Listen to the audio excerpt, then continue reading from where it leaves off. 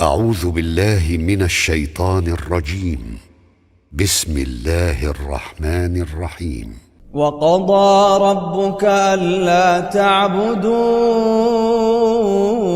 إلا إياه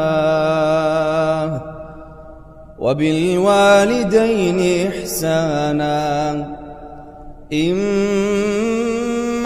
يبلغن عندك الكبر أحدهما أو كلاهما فلا تقل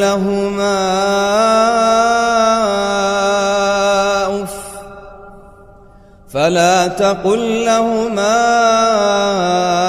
أف ولا تنهرهما وقل لهما قولا كريما واخفض لهما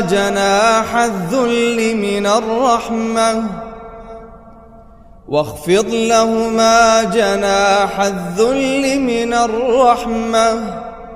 وقل رب ارحمهما كما ربياني صغيرا ربكم أعلم بما في نفوسكم إن تكونوا صالحين فإنه كان للأوابين غفورا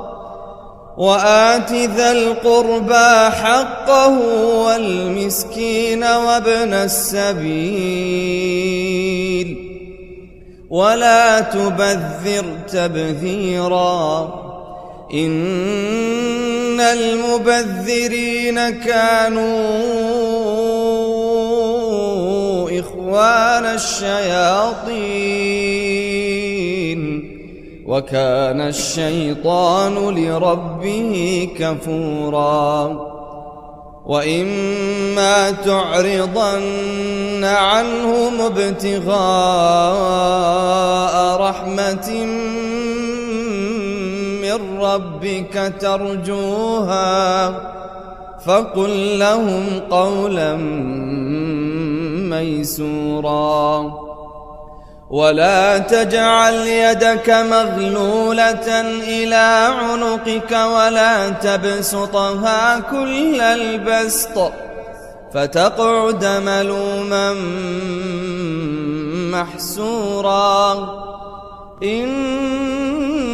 ربك يبسط الرزق لمن يشاء ويقدر إنه كان بعباده خبيرا